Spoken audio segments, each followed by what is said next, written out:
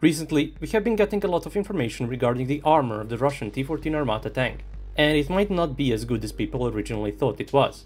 We got several images of testing of the new explosive reactive armor, unique for the T-14 Armata, as well as pictures showing the empty hull and turret, giving us an insight into the armor layout and thickness. Let's start with the turret. In the image, we get a clear view on the actual thickness of the turret. Some people speculated in the past how the front of the turret might have some composite armor, but that it's not clear because of the outer cover. And I think it is pretty clear now that there is no composite armor anywhere on the turret. The thickness is nothing special either. Both the side and the front appear like they can be penetrated by autocannon, well, at least the discarding Sabo fired from the most common autocannons out there. To be fair, the front of the turret does also have the mantlet and the main gun itself, as well as extra cover, so the front might be able to take a hit from an autocannon. The sides, on the other hand, don't appear like they can. There is the external cover, which produces the, by now, well-known shape of the T-14's turret, but this cover is insanely thin and would at best provide protection against fragments and some small arms fire.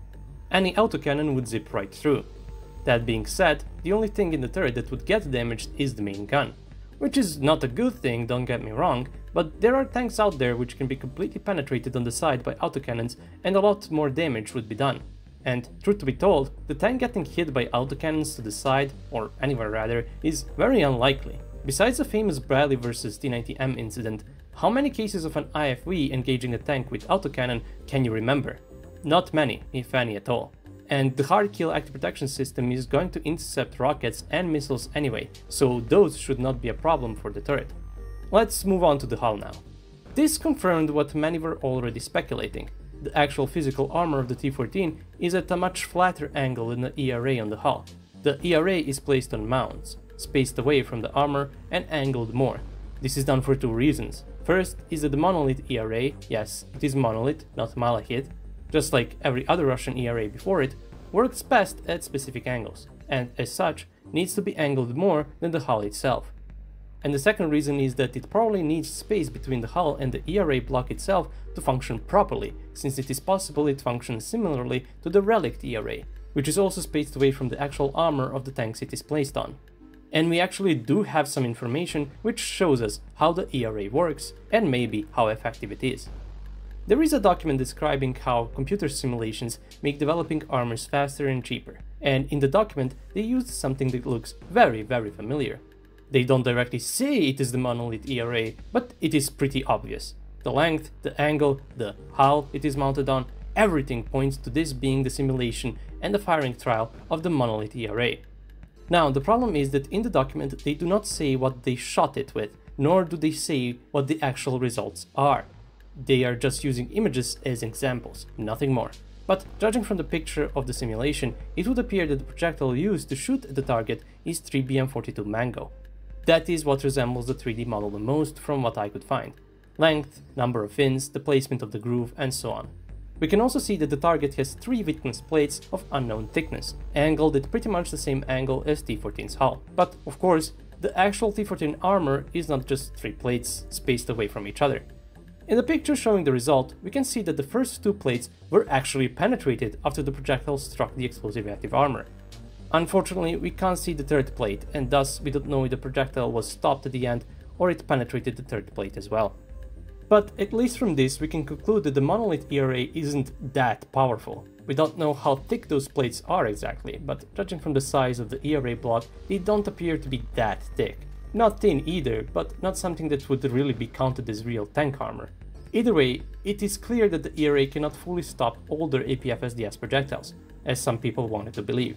I say this because we actually have footage of Ukrainian duplet ERA almost completely stopping 3BM42, so some people thought Monolith would be something comparable to it. But duplet is a much more devastating explosive reactive armor, and judging by another picture we have, Monolith does in fact appear to work similar to Relict. We have a picture showing what also appears to be the same or similar simulation to the one we looked at already. It's just that this was featured in a different document. It shows the ERA at work during impact of the projectile. Several things are marked on the picture, like fragments, vibrations, etc. But the most important thing are the things marked as number 1, which show plates. And they use the term which is almost always used to describe flyer plates, meaning that the Monolith ERA, just like Relict, has 2 flyer plates, one on each side. the main difference being that monolith plates are longer and heavier and thus should affect incoming threats more than relict. Some people are also saying that this might be showing that the Monolith ERA is a self-limiting explosive reactive armor, which is possible, but it is not really possible to draw any meaningful conclusions about that from these pictures in my opinion. All of this does not mean that the Monolith ERA is bad in any way. Just because it doesn't completely stop an APF SDS projectile does not mean anything. Most of ERA out there can't do that. It is simply meant to degrade penetration so the main armor of the tank could then stop the degraded projectile. And as it turns out, we don't have a clue on the actual composite armor of the T-14, nor how effective it is. From the pictures we have, it does seem to be pretty thick, but again, we don't really know anything about it. Now, what we also could see on the first two pictures is that the roof of both hull and the turret are supposed to have a thick layer of ERA on them, but it appears that the armor under the ERA is just regular steel, like on any other tank. There were some speculations early on how the roof might feature a composite armor with ERA on top, in order to increase the roof protection in order to protect the crew better. But it is possible such configuration would make the tank way too front heavy. I mean, there is still a chance there is some thinner composite, since you can clearly see that the roof area around the hatches is clearly thicker than the area just behind them. The sides of the hull don't appear to be anything special either, just steel, but that is the case with pretty much any tank in existence. Although the tank does have ERA on the sides, the ERA covering the crew compartment appears to be bigger, and it very likely offers better protection than the ERA covering the rest of the tank, which is visibly smaller. All of that being said, I'm not sure how well this entire armor configuration would fare against the actual biggest threat on the battlefield right now, the FPV drones. It is pretty clear that the turret would be extremely vulnerable to them. There is no doubt about that. In its current configuration, T-14 has no active means to defend against drones. The hard-kill active protection system cannot intercept them, and the armor of the turret and the rear of the hull is extremely insufficient to protect against drones. One of the reasons why we might not be seeing T-14s much these days, on top of other issues we have been hearing for years, could be that they might be trying to figure out a way to properly protect this tank from FPV drones, since if it would ever be deployed, FPV drones would have a field day with it. Don't get me wrong, it is probably better protected against drones than current Russian tanks, but it is definitely not enough. That would be all. If you like my content, you can support me on Patreon. Thanks for watching, and I'll see you all in the next video. Have a nice day.